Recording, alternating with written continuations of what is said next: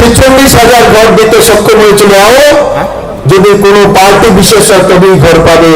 আর এই সরকার এসে বলছে সবকা সাথ সবকা বিকাশ, প্রত্যেকের ঘরে যাদের কাঁচা ঘর রয়েছে প্রত্যেকের কাছে পাকা ঘর চলে যাবে।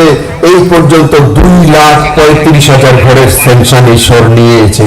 2,35,000 ঘর। বন্ধুরা, একবার যদি কল্পনা করি 2,35,000 ঘরের মধ্যে কত টাকা খরচ হবে কেন্দ্র সরকারের মাননীয় প্রধানমন্ত্রীর নেতৃত্বে। একটি ঘর 1,30,000 টাকা করে হিসাব করে দেখুন। 2,35,000 ঘরের দাম কত কোটি টাকা? প্রায় 3,000 কোটি টাকার উপরে ঘর নির্মাণ ত্রিপুরার মানুষের কাছে তৈরি করার জন্য মাননীয় প্রধানমন্ত্রীজি 48,000 টাকা করে কিস্তি ত্রিপুরা রাজ্যের প্রত্যেকের অ্যাকাউন্টে ডিবিটি করে পাঠাচ্ছে। বন্ধুরা, যখন কিছু হয়ে যায় আমরা ভাবি এমনিতে হয়ে যায়। বন্ধুরা, যদি মোদি না হতো ত্রিপুরার জনজাতিদের কোনোদিন ডেভেলপমেন্ট হতো না। মোদি আছে তার জন্য নর্থ ইস্টের ডেভেলপমেন্ট হচ্ছে। নর্থ ইস্টের ছোট ছোট রাজ্যের মুখ্যমন্ত্রীদের গুজরাট নিয়ে পুরো দুনিয়ার সামনে প্রস্তুত করছে। দেখো, এরা নর্থ ইস্টের মুখ্যমন্ত্রী, ওনাদের রাজ্য ছোট হতে পারে কিন্তু ওনাদের কাছে মহাভারতের ইতিহাস রয়েছে।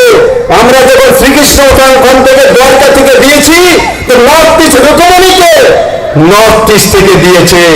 মোদীজি প্রমাণ করে দিয়েছে নর্থ ইস্ট আর গুজরাটের বাকি সব প্রান্ত এক জায়গায় রয়েছে। তার আগে কোনো প্রধানমন্ত্রী সেটা কাজ করেননি, কারণ সমস্ত প্রধানমন্ত্রীরা অন্যান্য দলগুলো নর্থ ইস্টকে বি ক্যাটাগরি স্টেট, বি ক্যাটাগরির মানুষ সেই দিশাতে চিহ্নিত করতেন। আজ মাননীয় প্রধানমন্ত্রীজি গুজরাটকে মানুষকে যতটা ভালোবাসেন, যতটা বোঝেন, ততটা ত্রিপুরার মানুষকে ভালোবাসেন। এই ত্রিপুরা রাজ্যে দাঁড়িয়ে মাননীয় প্রধানমন্ত্রীজি 2019-এর লোকসভা ইলেকশনের আগে উদয়পুরের গার্লস স্কুলের ময়দানে পুরো ভারতবর্ষের জনতাকে বলছিলেন, কি বলছিলেন মাননীয় প্রধানমন্ত্রীজি?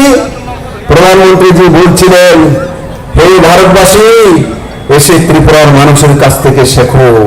ত্রিপুরার মানুষ দূরদর্শী, মেহনতি। ত্রিপুরার মানুষ নির্ণয় করতে জানে। ত্রিপুরার মানুষ যখন সুযোগ পেয়েছে তার আগেও তার কাছে একটা অপশন ছিল যে সিপিএমকে সরাতে হবে, অন্য একটা অপশন তৈরি হয়েছিল, কিন্তু ত্রিপুরার মানুষ সেই জায়গায় যায়নি। ত্রিপুরার মানুষ শূন্য থেকে নরেন্দ্র মোদী সরকার 2018-তে নিয়েছে।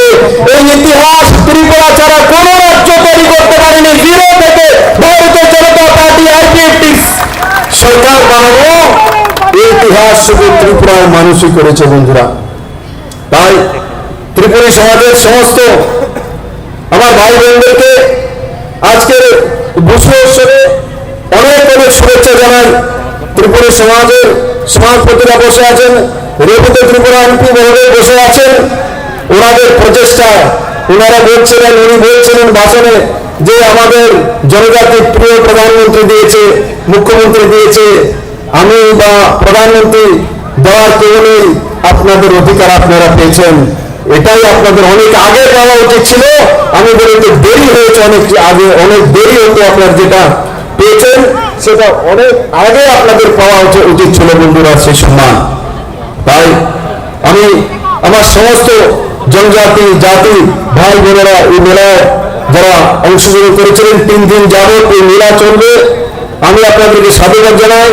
এবং তার সঙ্গে সঙ্গে এই সরকার যেভাবে বিদ্যাজ্যোতি প্রোগ্রামে কাজ করছে আপনাদের শিক্ষার মান উন্নয়নের জন্য, আপনাদের জীবনযাত্রার মান উন্নয়নের জন্য, আপনাদের ইনফ্রাস্ট্রাকচার রোড করার জন্য, আপনাদের হসপিটাল তৈরি করার জন্য। এখানে আমাকে নির্বাচন মহোদয় বলছিলেন এই স্কুলটা আমাদের সরকার আসার পর ইংলিশ মিডিয়ামতে করে দেওয়া হয়েছে, কিন্তু তার ইনফ্রাস্ট্রাকচার ভালো না। এখানে যে প্রধান শিক্ষক আছেন উনি কি করছেন না করছেন তারও খোঁজখবর আমি নেব।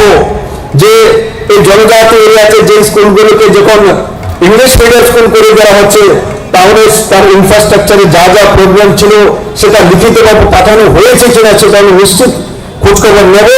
এবং এই স্কুলের যা যা সমস্যা আছে সেই সমস্যাগুলি যাতে দ্রুত ঠিক করা যায় সেই বিষয়ে সরকারকে যে সিদ্ধান্ত করাবো। বন্ধুরা, কাস্টমারি লর বিষয়ে বলছিলেন সমাজপতি মহোদয়। কাস্টমারি লওয়ার বিষয়ে ট্রাইবাল অ্যাফেয়ার্স মিনিস্ট্রিতে আছে, আমি দেখব সেটা কিভাবে আপনাদের সামনে তুলে ধরা যেতে পারে। সে বিষয়ে যে কমিটি আছে, যাই আছে, আমরা দেখব।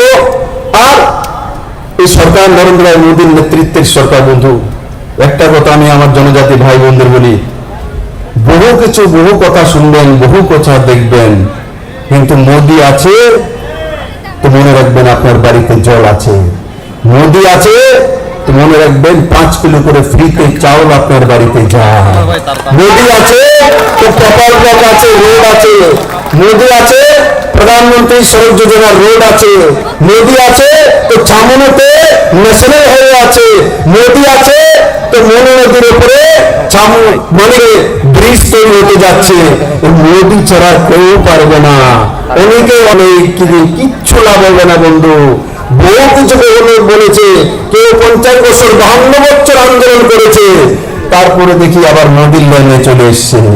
একটাই লাইন, মোদী লাইন, এছাড়া কোনো লাইন নেই। কারণ মোদীর কাছে পাইপলাইন আছে, মোদীর পাইপে জল আছে, অন্যের পাইপে জল আসবে না। কারণ কি? অন্যের কাছে রিগ মেশিন নেই, অন্যের কাছে টাকা নেই, অন্যের কাছে যোজনা নেই। যদি যোজনা আছে নরেন্দ্র ভাই মোদীর কাছে। নর্থ ইস্টের আমরা প্রত্যেকটি মুখ্যমন্ত্রী নরেন্দ্র ভাই প্রতি কৃতজ্ঞ। আমরা সে কন্যা সংবাদ হোক,